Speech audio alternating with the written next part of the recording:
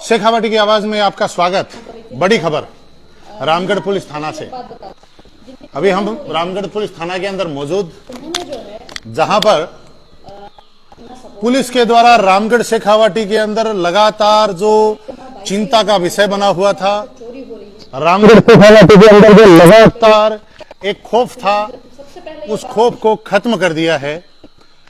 बड़ा लंबा प्रयास करना पड़ा रामगढ़ पुलिस को, बड़ी मेहनत करनी पड़ी रामगढ़ पुलिस को, क्योंकि लोकल व्यक्तियों के ऊपर शक करना, लोकल व्यक्तियों के बारे में पुलिस के द्वारा जांच करना बड़ा कठिन रहता है।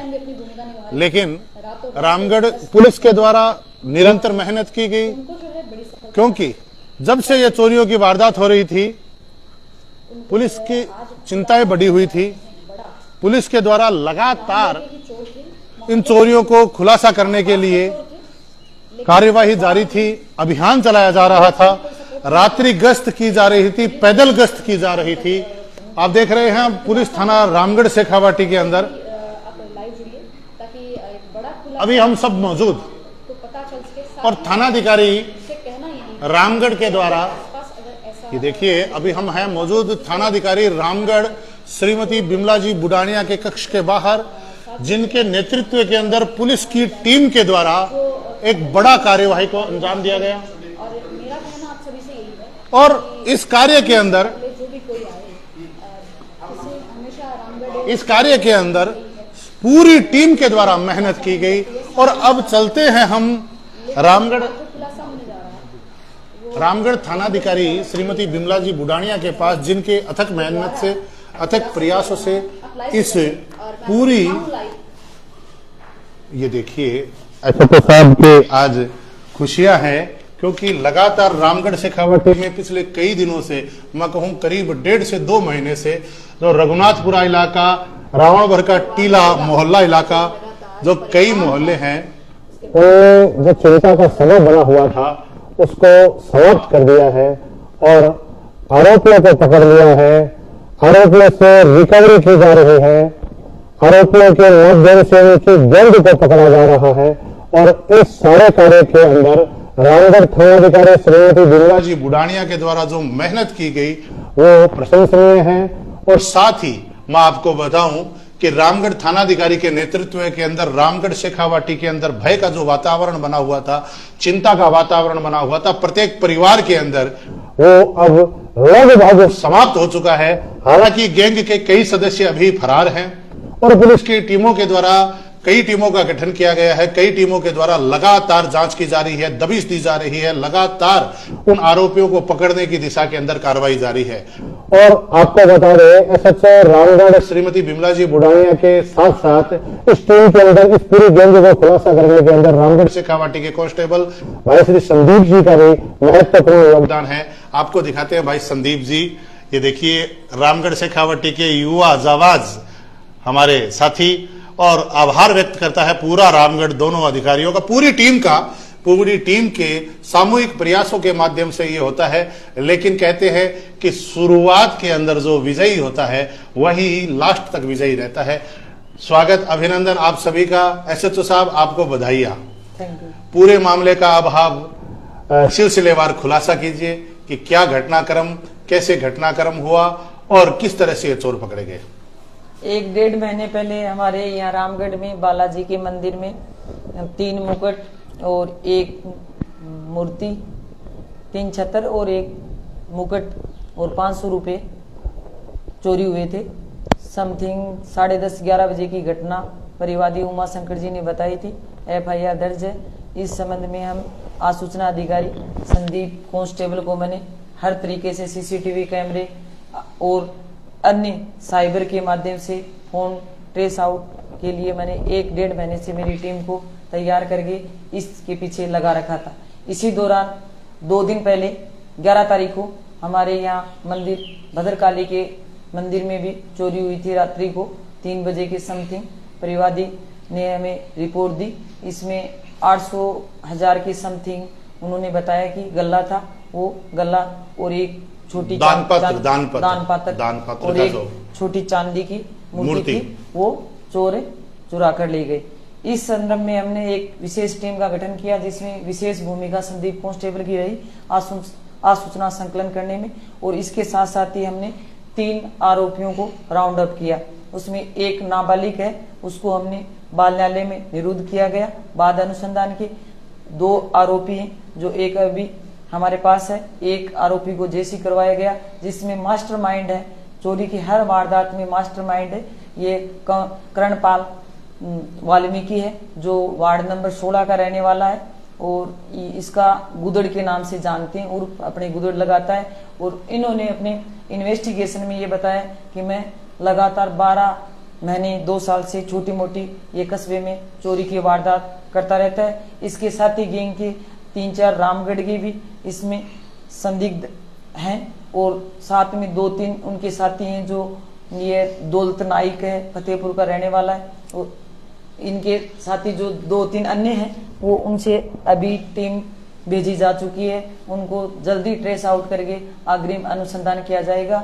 और जो भी अभी तक FIR दर्ज है, चोरी की वारदात हुई है, उनकी मैं बरामदगी मुलजिम हमने किया है। बाकी जो भी वारदात बाकी बची हुई और चोरियों का खुलासा होने की पूरी संभावना है।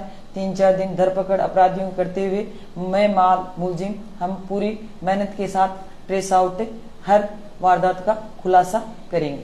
सबसे बड़ी बात मैं SHO साहब आपसे पूछना चाहूंगा, इन आरोपियों से गिरफ्तारी हुई तो बरामदगी भी हुई है क्या कोई? बिल्कुल हुई है। चोरी की जो अपने बालाजी का मंदिर है, उसमें 3 छतर, 1 मुकुट और 500 रुपए की राशि थी।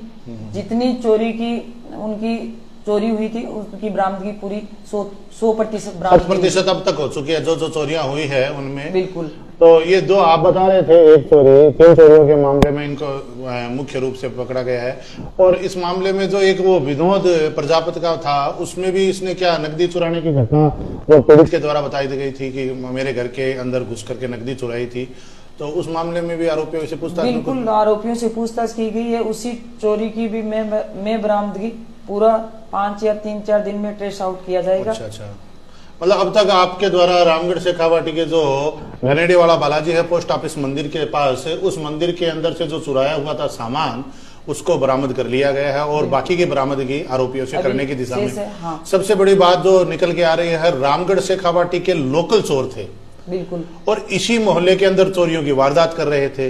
तो पुलिस को अनुसंधान में भारी परेशानियां उठानी पड़ी होगी, क्योंकि लोकल ही चोर थे, लोकल ही एक ही मोहल्ले में एक ही क्षेत्र के अंदर चोरी कर रहे थे, तो और वहीं पे आके खड़े हो जाते थे।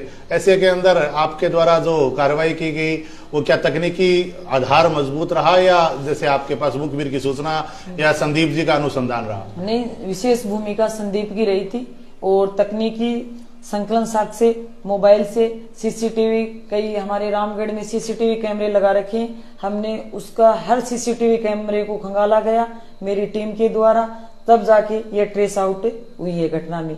SHO साहब, कितने CCTV खंगाले होंगे? कितने दिनों तक आपके द्वारा लगातार? 1.5 महीने से लगातार CCTV कैमरे जहां जहां अपने रामगढ़ में लगे हुए हैं, पूरों को सर्च किया गया है। बाजार में, मोहल्लों में, क्षेत्र बाजार में, मोहल्ले में, जहां भी किधर से आरोपी आ रहा है, किधर जा सकता है, कौन कौन से उनके रास्ते बन रहे हैं, जहां जहां भी अपने रामगढ़ में ये कैमरे हैं, कैमरों की विशेष भूमिका रही है इस वारदात को खोलने में। रामगढ़ शेखावाटी में जो आरोपी पकड़े गए हैं, उनकी पकड़ने की दिशा में सबसे बड़ी महत्वपूर्ण भूमिका CCTV फुटेज की रही।